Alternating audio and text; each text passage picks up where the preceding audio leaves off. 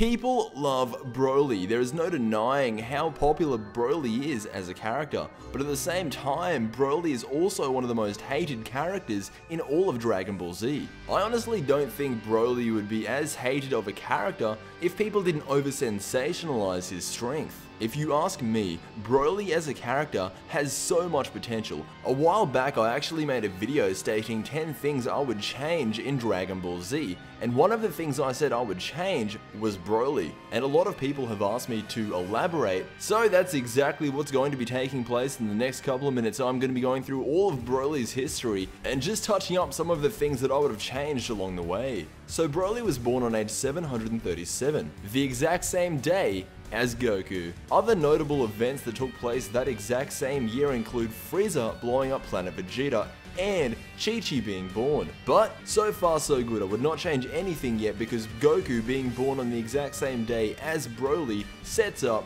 for a great rivalry. And for those of you that somehow don't know, Broly was born with a power level of 10,000. And that's where we run into our first problem. I would not give Broly a power level of 10,000 straight from birth.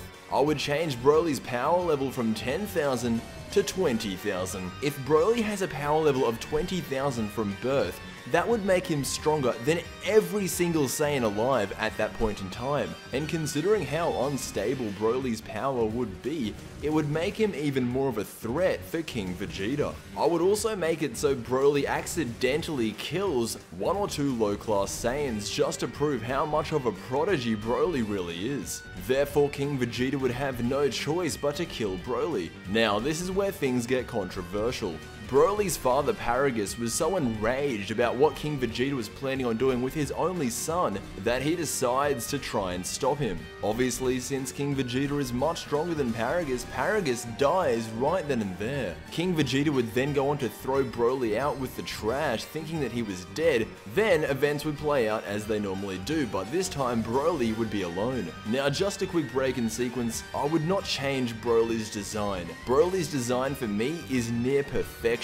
But going back to Broly's character, I was talking about Broly raising himself. I feel like this would be the best way to go, because this way Broly would experience life his own way, instead of having to be controlled by Paragus. And what I'm hoping that would result in is Broly being less sadistic.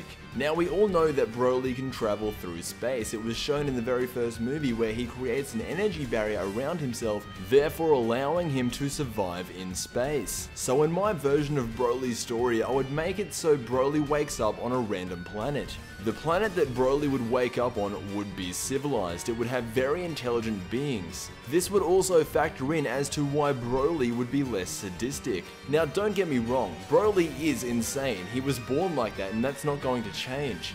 But the way he was portrayed in his movies, he was almost too insane, and I get why he was. It's because Goku was crying as a baby, and that pretty much set Broly off. And in my version, that's not a factor. That does not play any key role. Of course, Goku still would have cried, but I would not have made it affect Broly at all.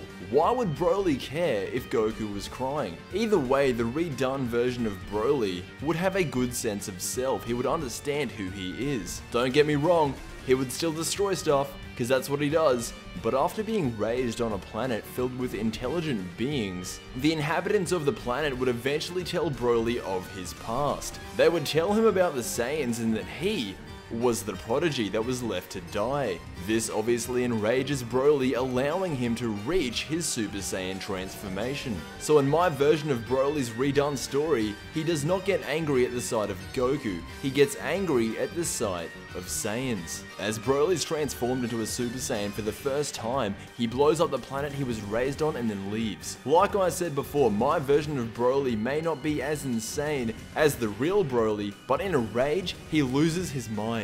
Again, keep in mind, just because I said Broly was born with a power level of 20,000, that doesn't mean he's twice as strong when he's fully grown. All that means is that he was born with a power level of 20,000. In fact, I wouldn't change Broly's strength at all. I would keep it as it is. So after Broly turns into a Super Saiyan for the first time, let the original Broly movie commence, just with slight modifications. Honestly, the original Broly movie was pretty solid. I wouldn't change much about it. If I could compare my version of Broly to any villain in the Dragon Ball series, it would be Frieza, mixed with Cell in terms of personality. Cell is arrogant, while Frieza has a good sense of self. Fuse those two personality traits together and then you get my version of Broly. Now, like I said before, in terms of strength, Broly is going to be exactly the same. But I will say, just like Frieza, with more training, Broly could be phenomenal. In my version, of course. Now, going back to the original Broly movie, I would have events play out fairly similar. The only noteworthy change would be Broly's death. And to be honest, I know I'm gonna let you guys down here, but I don't know how I would kill off Broly. Simply having Goku punch him once is not going to cut it. But once Broly dies, that is it. We don't see him in Second Coming. We don't see him in Bio Broly. Once he dies in the original movie, he is done. And that is how I would redo Broly. Let me know if you would do it the same way or if you would change anything that I've just said. I've been thinking about this a lot lately, so I'm pretty interested to hear what you guys have to say. But as always, I will see you in the next Dragon Ball Z video.